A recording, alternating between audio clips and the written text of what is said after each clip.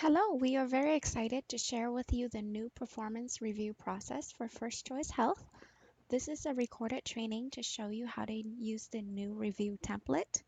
In this training, I will first give you an overview of the changes from the current review process to the new one. Then I will walk you through step by step on how to use the new template. At the end, I will also give you a few tips and advice to be successful.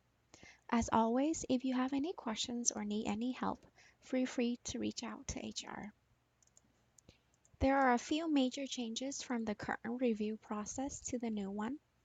The first main change is we're going from an annual review cycle into a quarterly cycle. That means managers will now need to communicate performance feedback to employees on a quarterly basis instead of once a year. Currently, the management and non-management review cycle are separated into two different cycles. With the new process, both will be combined into one and it will be conducted on a quarterly basis. Attendance is no longer a required metric on the review. It is highly encouraged for those employees where attendance is critical to their role that you continue to rate the employee's attendance. However, if it is not a critical part of their job, you can leave it out or make a generalized comment. Currently, manager need to do a review form for each employee separately and using Microsoft Word. With the new process, you can now put in all performance data for your entire team into one spreadsheet, which is a lot more convenient for you to view and compare and contrast data for your team. In the current form, each goal is assigned with a weight and rating, as well as rating for each competency. With the new review form, you will only need to put in one final overall rating for each quarter. The self-evaluation is currently combined with the manager comments. With the new process, employees can now fill out a separate self-evaluation and turn in to you for review. The self-evaluation will no longer be a required document to file with the employee file. Now that we have covered some of the major changes from the current review process to the new one, next we're going to take a look at the review template and see how that works. This is the Employee Success Tracking Sheet. It is a tool to help you keep track of performance data for your entire team and generate report to have quarterly conversation with your employees. There are 4 tabs in this spreadsheet. The first tab is the instruction. In the instruction tab, you will find step-by-step instructions on how to use the spreadsheet on the left. To the middle, you will see some tips for success as well as the meeting timeline. As mentioned earlier, all managers are now required to conduct quarterly performance feedback meeting with their employees. These meetings can be done as part of regular one-on-one meetings. The first meeting should occur in the month of April. The second meeting should occur in the month of July. The third meeting should occur in the month of October, and the fourth meeting should occur in the month of January. At the end of the fourth quarter, managers will obtain signature for employees and turn in the signed review form to HR. You do not need to turn in review form on a quarterly basis. To the right here are success factors, also called competencies, and these are the list of competencies that you can choose to rate your employees on. The second tab is the Data tab, and this is where you can input performance data for your entire team. I will take you through an example to show you how this spreadsheet works. For example, if we are doing this for John Smith,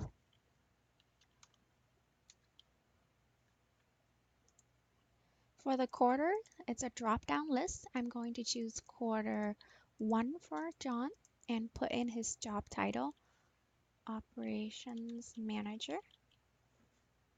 In the goal field, I'm going to put in all of John's goals into this cell. To go down to another line within the same field, simply press Alt-Enter, and then you will be given the option to go to the next line. All of John's goals have been listed. Now we're going to comment on how well John is doing in meeting his goals. So in the field goals excelling in, you just want to highlight what John did particularly well in meeting his goals. You do not need to comment on all of the goals. Simply highlight the ones that stood out to you. And the same goes for areas to focus on. If there were areas that John didn't do such a great job on, or areas that you want him to focus on more, you can comment in this cell here. In the success factors, these are the competencies that are critical to the success of this role. You can choose the competencies that are appropriate for this position by looking them up on the Instructions tab. They are all listed here on the right-hand side. You do not need to comment on all of them. Simply select the ones that are appropriate for that position. In the areas excelling in and areas to focus on, similar to the goal section, you want to highlight what John did particularly well this quarter and any areas that he maybe fell short on or you would like to focus on more. In the attendance section, if you are measuring attendance for your employees, you will want to include attendance data here. If you're choosing not to measure attendance, simply write a generalized comment or leave it blank. In the future goals and aspiration field, this is where you can indicate any personal career development goals that are important to the employee. And lastly, in the achievement summary, this is where you can choose the final rating for the quarter, and it is a drop-down list, and add in any final comments you have for the employee. The very last field is a final year-end rating. You can leave it blank for quarter 1 through 3 and only fill this out at the last quarter. If you want to enter another employee data, simply go down to the next line and put in their name, choose the quarter, and then put in all of the performance data as we did with similar to John Smith. You can add additional rows to the spreadsheet if you need to. However, do not add additional columns as that will break some of the equations we have set up to link the data to the manager report. Once you have entered all performance data, you will go to the Manager Report tab to generate the quarterly performance review report. In the cell where it says name here, click on the arrow down and look for the name of the employee that you wish to generate the report for.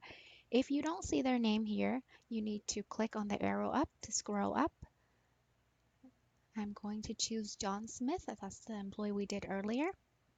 And now, as you can see, all of the data that you have inputted from the Data tab have been populated into this report.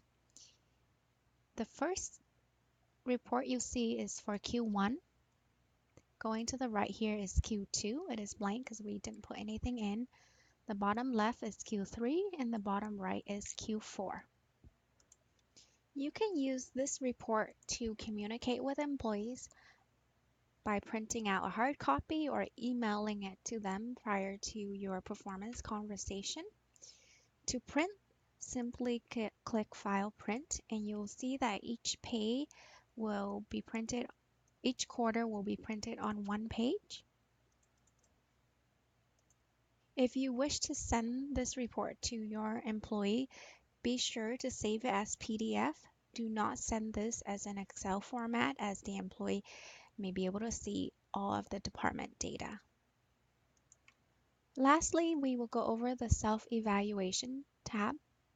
In this tab here, you will see self-evaluation form for each employee for all 4 quarters.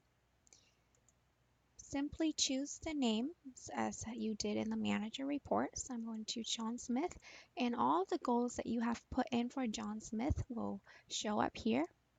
You can send this form to the employee by copying the data and pasting it into Outlook. Say we want to send this to John Smith. Once John receives this, he can simply type in his comments here and return the form back to you via email. Again, the self-evaluation will not be turned in at the end of the year. It is merely a tool to help managers see how employees gauge their overall performance. That is basically how the employee success tracking sheet works. Before we end, I'd like to share with you a few tips and advice to keep in mind. When using the data spreadsheet, do not insert more columns as that can break all the formulas in the manager report. When you are scheduling for the quarterly review meeting, simply combine that with your regular one-on-one meetings so you do not need to set up a separate meeting to have the conversation. Don't forget to use spell check at the end to ensure there are no spelling and grammatical errors from your data tab, as the data will be transferred to the manager report. And as always, if you have any questions or would like to have one-on-one in-person training with me, please let us know. I'll be more than happy to provide in-person training to those interested. I hope this webinar was helpful in providing you with information on how the new performance review process works. Thank you for listening.